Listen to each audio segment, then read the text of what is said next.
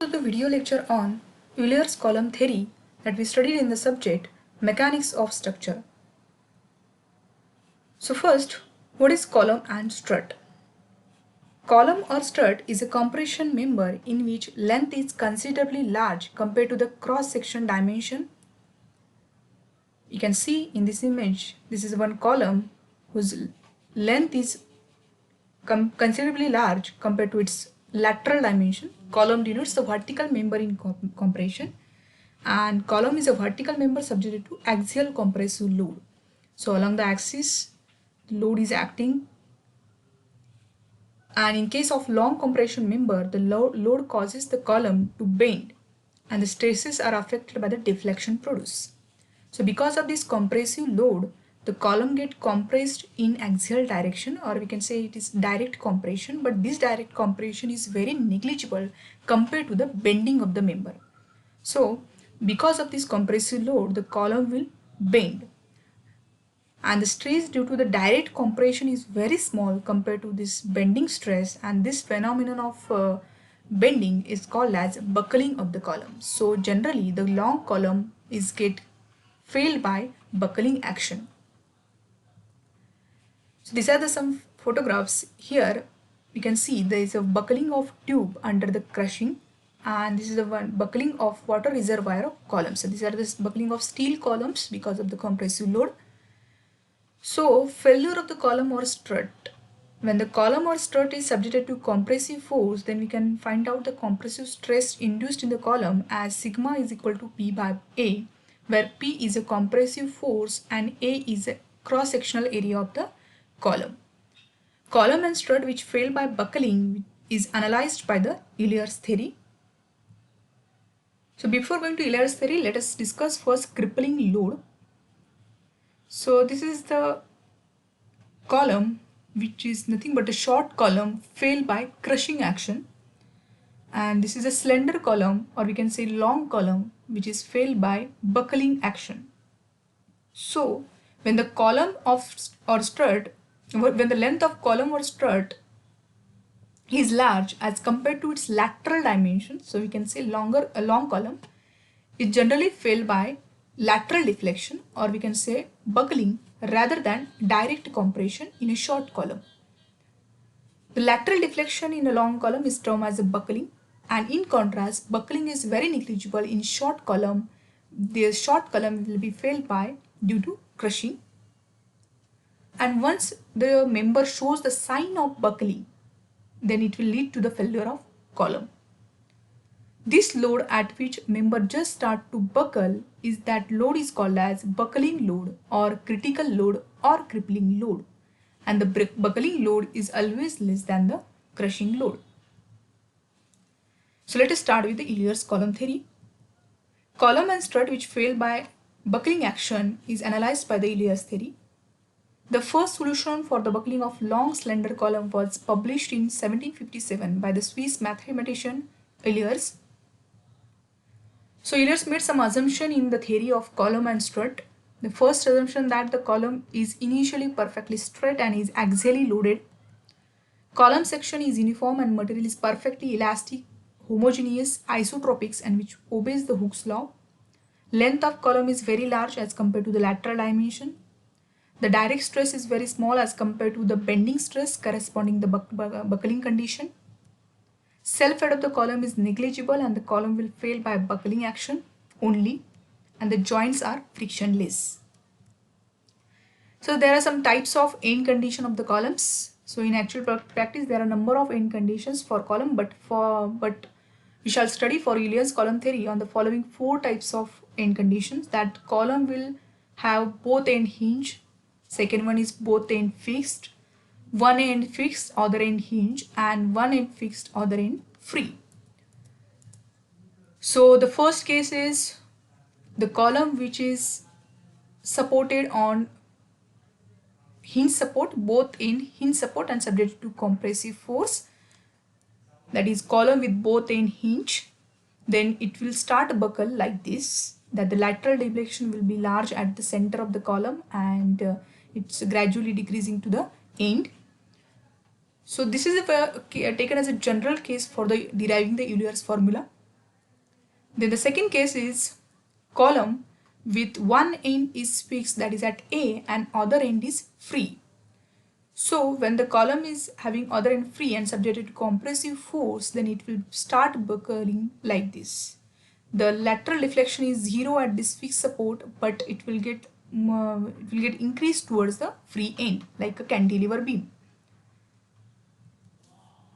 Third case is column with both end fixed. So at A point is also column is fixed, and at B point the column is fixed, and when that type of column when subjected to compressive force, then definitely the lateral deflection at A and B is 0, and the lateral deflection is more at the center, so the buckling action of the column will be like this. And the last one is when column with one end is fixed at one end and hinge at another end and subjected to vertical compressive force, then the lateral deflection at the fixed support is 0, but the deflection will goes on increasing towards a hinge end. So these are the 4 cases of end conditions of the column, but generally the first case is taken as a general case for deriving the Euler's formula. The crippling load will be derived for each and every case of the this end condition of the column by Euler's. Let us derive the first case, column with both end hinge. Now this column with both end hinge subjected to compressive force. So considering the column AB of length L, hinge at both ends A and B, carrying a critical load at B. As a result of loading, let the column deflect into the shape AX1B. Now consider one section at a distance x from point A. Let P is the critical load on the column and Y is the deflection of the column at x. Then definitely this bending action due to the critical load will be equal to this critical load multiplied by the deflection, or we can say bending moment P into Y. So M is equal to minus P into Y. Minus indicates that the column minus sign due to concavity towards the initial center line, means your column buckle outwards. When the column buckles inward, we'll take it positive. So that is nothing but the sign convention of for the buckling. Then by putting the value of bending moment equation, that is EI into d square y upon dx square, that is a general equation for bending, which is equal to minus P into Y. So by taking Py on this side, so EI into d square y upon dx square plus P into Y is equal to 0. By dividing the EI term throughout, we got the equation d square y upon dx square plus P upon EI into Y is equal to 0. So this is one equation, differential equations. So when you solve that differential equations, we'll get the general solution of that differential equation is equal to Y is equal to A into cos x into root P upon EI plus B into sine x into root P upon EI, where A and B are called as constant of integration. So by putting the boundary condition is that when x is equal to 0, then y is equal to 0, that is deflection. Means you can see in the previous slide that when x is equal to 0 means the section is at A and the deflection at A is a 0. So when you put x is equal to 0, then y is equal to 0, then we got the value of A is equal to constant of integration 0 in this equation. And similarly, when x is equal to L, means at point B, then we got y is equal to also 0, that is deflection at A and B point is 0. Then we got the equation 0 is equal to B into sine L root P upon EI. So these are the two constant of integration, means by putting the first boundary condition, we got the constant of integration A is equal to 0. And by putting the second boundary condition, we got the value of B is like this, or equation for B is like this. Then so little consideration will shows that either the B value is equal to 0 or equal to this value, means sine L upon root P upon EI, which is equal to 0. Now if we consider B equal to 0, then it indicates that column has not bent at all, means it will not valid. But if you consider the second condition, sine L into root P upon EI is equal to 0, then this L into root P upon EI is equal to 0, which shows the sine integral value, that is pi, 2 pi, 3 pi. And we can take now least significant value, that is L into root P upon EI is equal to pi. Then by taking the squaring on both sides, we got the value of P is equal to pi square EI upon L square, and which is nothing but general Euler's formula for finding out the crippling load for the end condition both end hinge. Now this is the general formula, but when you take another cases, that is one end fixed and other end free, both end fixed, and one end fixed and other end hinge, so there is one relation between the equivalent length of column and actual length of column. So what do you mean by equivalent length of column? You can see in the previous slide where we defined the cases where LE is what? So this is the L, and LE is nothing but the effective length where your deflection to deflection points are 0, means buckling to buckling action points. So equivalent length is equal to column. So the first case that both ends are hinge is P is equal to pi square E upon L square. So in this case, the relation between equivalent length and actual length is LE is equal to L. Okay, and the second condition is one end fixed and other end is free. Then in this case, when you derive that derivation for that case, we got the value for crippling load is pi square E upon 4 L square. So if you consider, if you equate or if you compare these two formula, then we got the relation between L and LE is that LE is equal to 2 times of actual length, because in this equation if you put L is equal to 2L, then we got here 4L square. Then third case is both end fixed. So in this case we got the formula is equal to 4 pi square E upon L square. So to get this formula from the general formula, we have to put the value of actual length or effective length is equal to L by 2. And the fourth one is one end fixed and other end hinge. Then we got the formula for crippling load is equal to 2 pi square E upon L square. And to get that formula from the general formula, then we have to put that effective length is equal to L upon root 2. Then we got this formula of crippling load. So these are the relation between equivalent length and actual length for different end conditions. Then the next is a very important term called as a slenderness ratio. So we have a crippling load with us, PE is equal to pi square E upon LE square.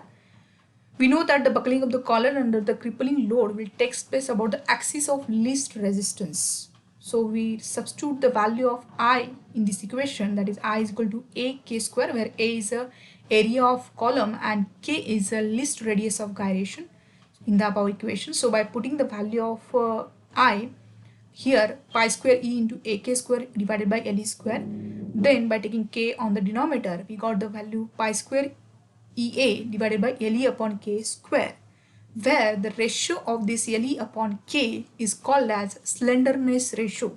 Means slenderness ratio is defined as ratio of equivalent length of column to the least radius of gyration.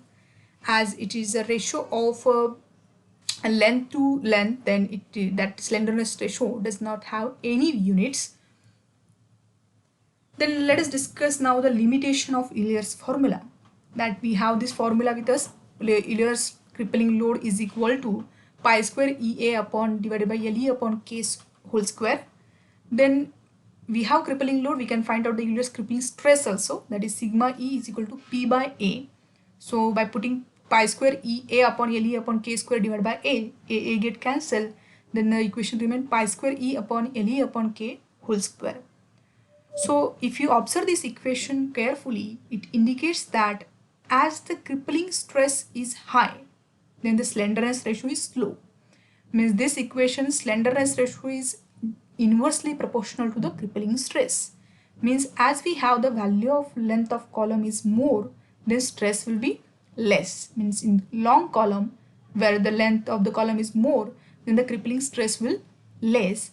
And when the length of column is short, then the slenderness ratio is obviously short, then or small, then the crippling stress is more. But Euler's formula will give the value of crippling stress, but we know that the crippling stress of the column cannot be more than the crushing stress, because definitely crushing stress is more than compared to crippling stress. Then it is obvious that Euler formula will give the value of crippling stress of the column corresponding to the slenderness ratio. So we'll consider one case of mild steel column who is having crushing stress value 320 MPa or 320 Newton per mm square, and Young's modulus of mild steel is 200 GPa or 200 Newton to power 3 Newton per mm square. By equating this crippling stress to the crushing stress value, then we have equation 320, that is this crippling stress, is equal to pi square E upon LE upon K square. By putting the value of Young's modulus 200 into 10 to power 3, then we got the value of LE upon K is equal to 80. So it indicates that whenever your slenderness ratio is 80 or less than 80, then the Euler's formula for mild steel column is not valid, because this value of 80 is for directly slenderness ratio for your crushing stress or crippling stress. So when you got a less than means when you have a length of column less than or short column, or we can say it's case of short column, then your this Euler's formula is not valid. Means slenderness ratio is only valid when the Euler's formula is only valid when the slenderness ratio is 80 or more than 80. So column whose slenderness ratio is more than 80 are known as long column generally, and those whose slenderness ratio is less than 80 are known as short column. So it is obvious that the Euler's formula holds good only for long column, not for short column, because the slenderness ratio is very important term in the design of column. Thank you.